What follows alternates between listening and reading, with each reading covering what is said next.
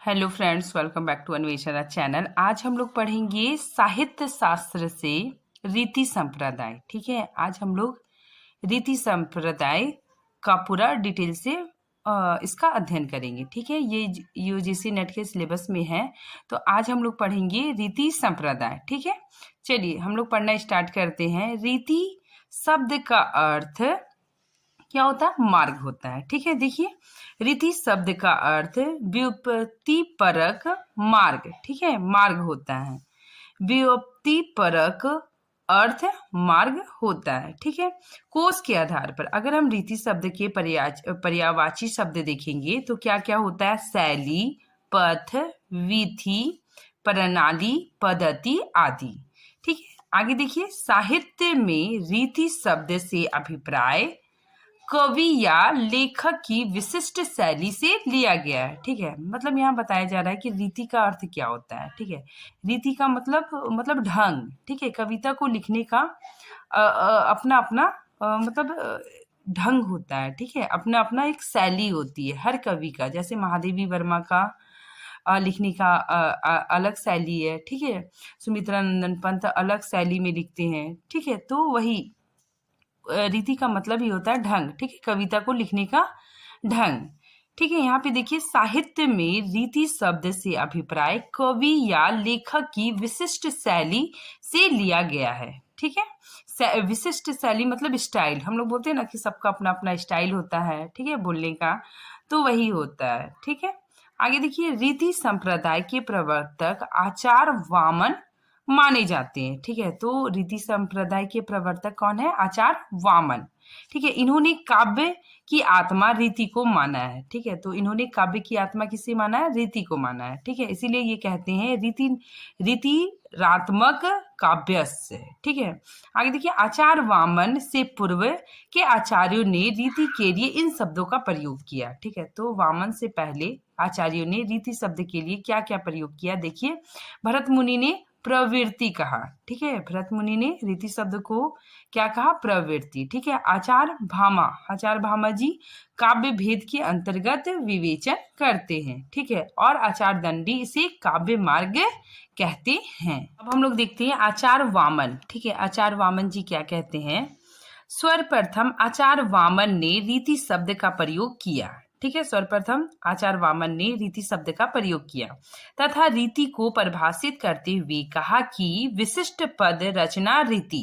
ठीक है, अर्थात विशेष प्रकार की पद रचना को रीति कहते हैं। ठीक है, विशेष प्रकार की पद रचना को रीति कहते हैं। ठीक है, पदों की विशिष्ट रचना ही क्या है? रीति कहलाती है। ठीक है, अतः शब्द और अर्थगत चमत्कार से युक्त विशेष पद रचना को रीति कहते हैं। ठीक है, आगे देखिए, रीति संप्रदाय को गुण संप्रदाय भी कहते हैं। ठीक है, देखिए इन्होंने क्या कहा? विशेषो गुणात्मक। ठीक है, मतलब इसमें विशेष का मतलब क्या हो गया? गुण युक्त। ठीक है, मतलब वामन जी ने गुणों को रीति का प्राण माना है। ठीक है, तो वामन जी जो कविता का जो गुण है उसी को मतलब रीति का प्राण माना है। ठीक है, आगे देखिए, गुण शब्द और अर्थ के शोभा कारक धर्म है। ठीक है, तो ये कहते हैं कि गुण शब्द और अर्थ के शोभा कारक धर्म है। ठीक है, अब देखिए, आचार्य वामन के अनुसार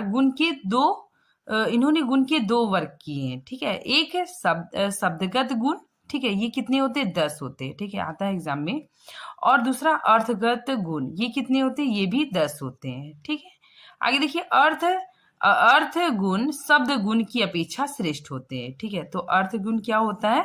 श्रेष्ठ होता है। शब्द गुण की अपेक्षा अर्थ गुण श्रेष्ठ होता है। अर्थ गुण के अंतर्गत रस, अलंकार आदि काव्य के सभी तत्वों का समावेश होता है। ठीक है, अतः वामन जी के अनुसार गुण ही रीति की आत्मा है। गुण ही क्या है? रीति की आत्मा है। गुण काव्य की शोभा के विधायक तत्व है। ठीक है, ये काव्य के नित्य धर्म है। ठीक है, तो गुण काव्य का नित्य धर्म है। ये कौन मानते हैं? आचार्य वामन जी।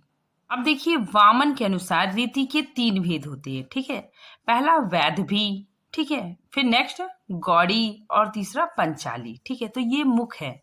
ठीक है, तो वामन जी ने रीति का भेद कितना माना है? 3 माना है। ठीक है, देखिए सबसे पहले वैध, वैध भी ये क्या है? ये सर्वश्रेष्ठ है। ठीक है, ये क्या है? मतलब ये तीनों में सर्वश्रेष्ठ है और इसमें सभी गुणों का समावेश होता है। नेक्स्ट देखिए गौड़ी, गौड़ी क्या होता है? ओज और कांति गुण। ठीक है, मतलब इसमें जो कविताएं लिखी जाती है वे वीरता परक कविताएं लिखी जाती है। ठीक है, मतलब उसमें वीर रस ज्यादा होता है। ठीक है, और इसे पारुष वृत्ति भी कहा जाता है। पारुष मतलब कठोर। ठीक है, नेक्स्ट देखिए पंचाली, पंचाली क्या होता है? ये माधुर्य और सौकुमार गुण होता है, मतलब ये दोनों का मिश्रण होता है पंचाली में। ठीक है, अब आगे हम लोग देखते हैं वामन से पूर्व, वामन से पूर्व के आचार्यों ने वैदभी और गौड़ी की चर्चा की थी। ठीक है, तो वामन से पहले आचार्यों ने वैदभी और गौड़ी की चर्चा की थी। ठीक है, लेकिन वामन ने पंचाली को शामिल कर रीतियों की संख्या 3 बताई। ठीक है, तो सबसे पहले वामन ने पंचाली को शामिल करके रीतियों की संख्या 3 बताई। ठीक है, आगे देखिए समस्त गुणों के समन्वयन के कारण वैदवी को सर्वश्रेष्ठ रीति माना जाता है। ठीक है, तो ये काफी इंपॉर्टेंट है कि वैदवी को सबसे मतलब सर्वश्रेष्ठ रीति माना जाता है। ठीक है, अब हम लोग देखते हैं आचार्यों ने रीति के भेद क्या क्या बताए। सबसे पहले देखते हैं हम लोग आचार्य भरत मुनि। ठीक है, इन्होंने रीति के भेद 4 बताए। कौन कौन? अवंती, दक्षिणात, पंचाली और मागधी। ठीक है, नेक्स्ट देखिए भामा, भामा जी रीति के 2 भेद बताए हैं। कौन कौन है? वैदभी और गौड़ी। ठीक है, नेक्स्ट देखिए दंडी, दंडी जी ने वैदभी और गौड़ी माना है। ठीक है, नेक्स्ट वामन, वामन ने मैंने ऊपर ही बताया कि वामन ने 3 बताया। ठीक है, रीति के 3 भेद बताए, वैदभी, गौड़ी और पंचाली। ठीक है, नेक्स्ट देखिए रुद्रट, रुद्रट ने एक और मतलब शामिल किया। ठीक है, रीति के जो भेद है उसमें 4 भेद बताए रुद्रट ने। ठीक है, देखिए वैदभी, गौड़ी, लाटी। ठीक है, लाटी इन्होंने बताया। ठीक है, और एक पंचाली। ठीक है, तो लाटी क्या होता है कि वैदवी और पंचाली ये दोनों का मिश्रण होता है। ठीक है, तो इन्होंने वैदवी, गौड़ी, पंचाली के साथ साथ लाटी को भी माना है। नेक्स्ट देखिए भोजराज। ठीक है, इन्होंने 6 प्रकार बताए। कौन कौन? वैदवी, गौड़ी, पंचाली, लाटी। ठीक है, अवंतिका। ठीक है, और मागधी। ठीक है, तो इन्होंने 6 बताया। ठीक है, नेक्स्ट देखिए राजशेखर, इनकी जो रचना है कपूर मंजरी, इसमें इन्होंने 3 प्रकार बताए। कौन कौन? देखिए लक्षोभी, लक्षोभी को ही वैदवी कहा जाता है। ठीक है, मागधी, मागधी को गौड़ी कहा जाता है। ठीक है, और पंचालिका। ठीक है, ये पंचाली ही है। ठीक है, तो ये मुख्यतः इन्होंने 3 बताए। ठीक है, नेक्स्ट देखिए अग्नि पुराणकार, ये 4 प्रकार बताए। कौन कौन? वैदवी, गौड़ी, पंचाली और लाटी। ठीक है, नेक्स्ट देखिए कुंतक, कुंतक ने इन्होंने भी 3 बताए। कौन कौन? सुकुमार, सुकुमार मतलब वैदवी ही हो गया। विचित्र, विचित्र का मतलब गौड़ी। ठीक है, और मध्यम मतलब पंचाली। ठीक है, तो इन्होंने 3 बताया।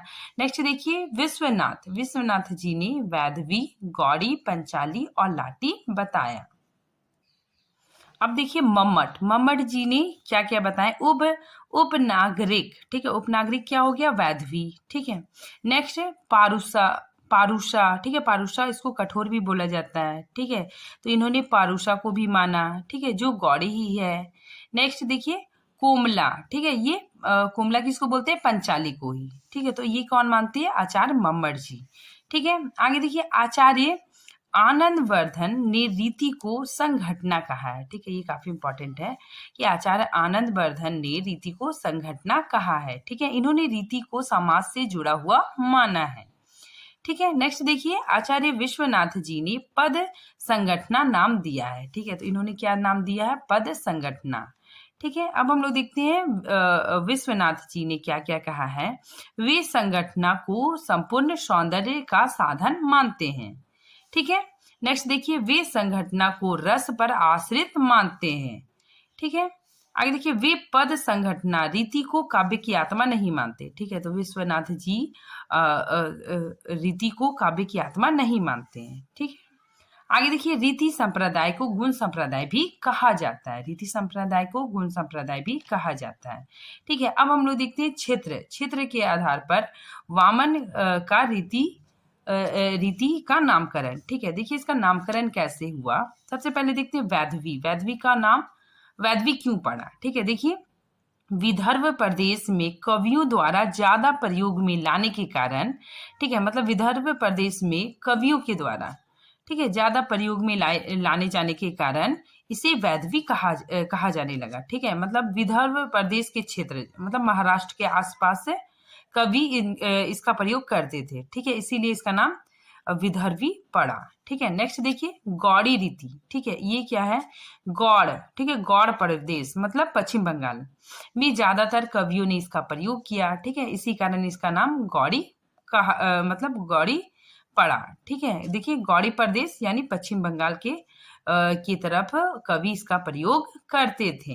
देखिए पंचाली रीति। ठीक है, यहाँ पे देखिए पंचाल प्रदेश में ज्यादातर कवि इसका प्रयोग करते थे। ठीक है, इसीलिए इसे पंचाली कहा जाने लग गया। ठीक है, देखिए पंचाल क्षेत्र कहाँ, पंजाब में। ठीक है, बरेली जनपद उत्तर प्रदेश, इन जगहों में प्रयोग होने के कारण इसका नाम पंचाली पड़ा। ठीक है, पंचाल प्रदेश में प्रयोग होने के कारण इसका नाम पंचाली पड़ा। ठीक है, नेक्स्ट देखते हैं लाटी रीति। ठीक है, तो लाटी रीति लाट प्रदेश यानी गुजरात में इसका प्रयोग होता था। ठीक है, देखिए लाटी रीति को आचार्य रुद्रट ने स्वीकार किया। काफी इंपॉर्टेंट आप लोग कि लाटी रीति को आचार्य रुद्रट ने स्वीकार किया। ठीक है, सबसे पहली शुरुआत इन्होंने की। अब देखिए पंचाली रीति क्या होता है, गौड़ी प्लस वैधवी के मिश्रण से जो बनता है उसे पंचाली रीति कहते हैं। ठीक है, और लाटी रीति क्या होता है, पंचाली और वैधवी के मिलने से जो रीति बनी वो लाटी रीति कहलाई। ठीक है, नेक्स्ट देखिए राजशेखर जी, इन्होंने वचन विनाश कर्म को माना। ठीक है, देखिए राजशेखर ने वचन विनाश के कर्म को रीति कहा है। ठीक है, यहाँ वचन का आशय शब्द और पद से है। ठीक है, तो इनका वचन का आशय शब्द और पद से है। ठीक है, तथा विन्यास कर्म का अर्थ रचना से है। तो इन्होंने वचन विनाश कर्म को रीति माना। ठीक है, नेक्स्ट देखिए आचार मम्मट।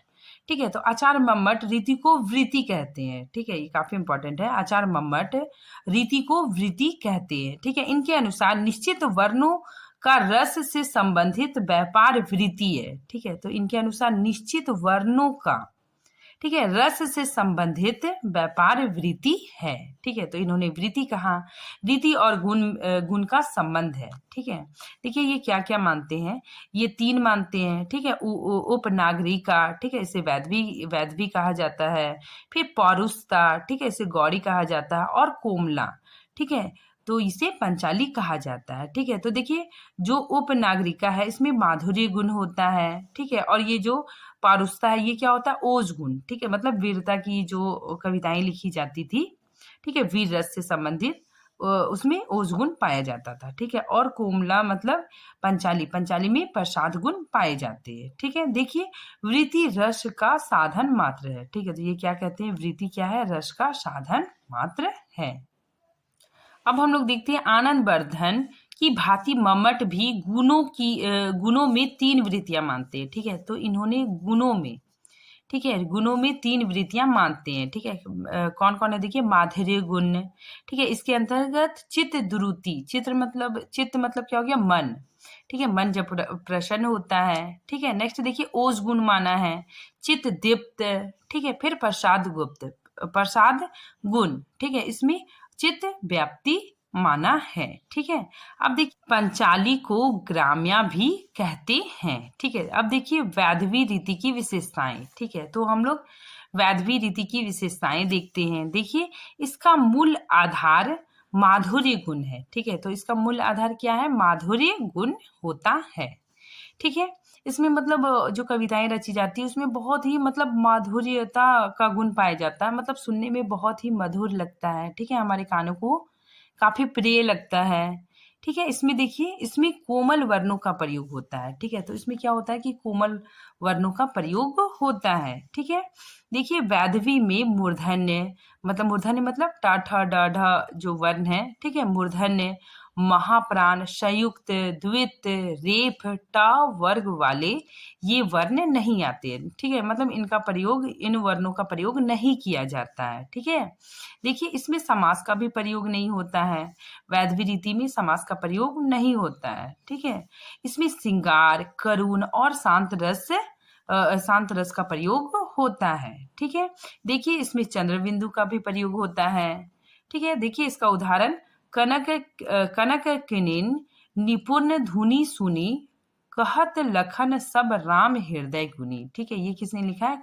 तुलसीदास जी ने लिखा है। ठीक है, तो इसमें वैधवी रीति में ऐसी कविताएं रची जाती है जो मतलब कानों को बहुत ही अच्छा लगता है। ठीक है, मतलब पूरा माधुर्य गुण होता है। ठीक है, सुनने में काफी प्रिय लगता है। ठीक है, नेक्स्ट देखिए गौड़ी रीति। ठीक है, तो गौड़ी रीति में क्या होता है कि वीरता की कविताएं लिखी जाती है। इसमें देखिए ओज और क्रांति गुण होते हैं। ठीक है, इसमें माधुर्य गुण का अभाव होता है, मतलब इसमें माधुर्य गुण का अभाव होता है। ठीक है, और इसमें कठोर वर्णों का प्रयोग होता है। इसमें क्या होता है, मतलब कठोर वर्णों का प्रयोग होता है। ठीक है, मतलब इन कविताओं को सुनने में थोड़ा सा मतलब कान को अच्छा नहीं लगता है। ठीक है, जैसे जो रचना है, कविता है, हिमाद्री तुंग श्रृंग से प्रबुद्ध शुद्ध भारती। ठीक है, तो ये कविताएं क्या है, बहुत ही मतलब कठोर वर्णों का प्रयोग इसमें हुआ है। मूर्धन्य, ठीक है, महाप्राण, संयुक्त वर्ण, द्वित वर्ण, रेफ आदि वर्णों का प्रयोग होता है। ठीक है, तो इसमें क्या होता है, मूर्धन्य मतलब टा ठ ढ ढ वाले जो वर्ण हैं। ठीक है, महाप्राण, संयुक्त वर्ण, ठीक है, द्वित वर्ण, रेफ आदि वर्णों का प्रयोग होता है। ठीक है, मतलब इसमें कठोर वर्णों का प्रयोग होता है। इसमें वीर रस कविताएं लिखी जाती है। ठीक है, तो इसमें वीरता से परिपूर्ण कविताएं लिखी जाती है। इसमें भाषा समासिक यानी लंबे लंबे समास का प्रयोग होता है। ठीक है, तो इसमें मतलब समास का प्रयोग होता है। ठीक है, लंबे लंबे समासों का प्रयोग होता है। इसमें वीर रस, रौद्र, भयानक, विभत्स रस आदि का प्रयोग होता है। ठीक है, आगे देखिए मम्मट ने इसे पारुसा काव्य रीति कहा है। ठीक है, तो पारुसा मतलब होता है कठोर। ठीक है, तो ये मतलब वैधवी का जस्ट उल्टा है। ठीक है, आगे इसका उदाहरण देखिए, राक्षस, विरुद्ध, प्रत्युष, क्रुद्ध, कपि, विषम, अहु, बिछुड़ित, वही, राजीव, नयन, हत, लक्षणवान। ठीक है, तो ये कहाँ से लिया गया है, राम की शक्ति पूजा में। ठीक है, तो इसमें देखिए कितने कठिन शब्दों का प्रयोग हुआ है। ठीक है, तो ये क्या है, गौड़ रीति। ठीक है, नेक्स्ट हम लोग देखते हैं पंचाली रीति। ठीक है, पंचाली रीति क्या होता है कि वैधवी और गौड़ का मिश्रण होता है। ठीक है, दोनों का मतलब मिला जुला रूप होता है। ठीक है, देखिए इसमें माधुर्य और सौकुमार्य गुण होते हैं। ठीक है, इसमें कठोर वर्णों का कम प्रयोग होता है। ठीक है, तो इसमें क्या है कि कठोर वर्णों का कम प्रयोग होता है, कोमल वर्णों का अधिक प्रयोग होता है। ठीक है, इसमें छोटे छोटे समास का प्रयोग किया जाता है। ठीक है, यह मध्य मार्गी यानी मध्य स्तर की रीति होती है। ठीक है, मतलब ये मध्य होता है। ठीक है, मतलब वैधवी और गौड़ रीति के बीच का होता है। ठीक है, मतलब ना तो ज्यादा मतलब माधुर्य होता है, ना तो ज्यादा कठोर होता है। ठीक है, यहाँ पे देखिए वैधवी और गौड़ी इन दोनों के बीच की रीति होती है। ठीक है, मतलब दोनों का मिश्रण होता है। ठीक है, यह माध्य मार्ग क्या है। ठीक है, देखिए शुरू शुरू में पंचाल देश के कवियों ने इसका प्रयोग किया था, इसीलिए इसे पंचाली रीति कहते हैं। इसमें सुकुमारता मधुरता दोनों होती है। ठीक है, तो इसमें सुकुमारता और मधुरता दोनों होती है। इसमें लघु समास दिखाई पड़ते हैं। ठीक है, इसमें संयुक्त अक्षर, समासिक पदों तथा ट वर्ग के पदों का वर्ण का प्रयोग कम मात्रा में होता है। ठीक है, तो इसमें मतलब ज्यादा नहीं, मतलब कम मात्रा में प्रयोग होता है। इसमें जो कविताएं लिखी जाती है वो बहुत ही भावपूर्ण और मम स्पर्शी कविता होती है। ठीक है, तो इसमें जो कविताएं लिखी जाती है वे बहुत ही भावपूर्ण और मम स्पर्शी कविता होती है। ठीक है, देखिए इसमें श्रृंगार, हास्य और करुण इसी रस से परिपूर्ण कविताएं रची जाती है। ठीक है, देखिए इसका उदाहरण देखिए, विजय वन वलरी पर सोती थी सुहाग भरी, स्नेह स्वप्न मग्न अमल कोमल तरुणी जूही की कली। ठीक है, तो ये निराला जी की रचना है। तो इसमें क्या है, पंचाली रीति का प्रयोग किया गया है। अब हम लोग देखते हैं समास के आधार पर भेद। ठीक है, देखिए इधर रीति है और इधर सामासिक स्थिति है।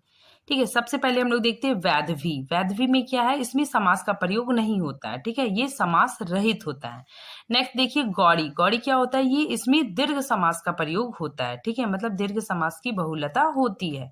नेक्स्ट देखिए पंचाली। ठीक है, पंचाली क्या होता है, ये दोनों का मिश्रण होता है। ठीक है, तो पंचाली में क्या है कि लघु समास युक्त होते हैं, मतलब इसमें छोटे छोटे समासों का प्रयोग किया जाता है। ठीक है, नेक्स्ट देखिए लाटी। लाटी क्या होता है, मध्यम समास युक्त होता है। ठीक है, तो आज ये टॉपिक यहीं पे खत्म होता है। नेक्स्ट टॉपिक हम अगले वीडियो में बनाएंगे। अगर आप लोग को कुछ भी क्वेश्चन पूछना है तो आप कमेंट बॉक्स में पूछ सकते हैं। ठीक है, मैं कोशिश करूंगी उसका आंसर देने का। ठीक है, लिए तो आज यहीं तक है और नेक्स्ट टॉपिक में हम लोग मिलते हैं। तब तक के लिए थैंक यू।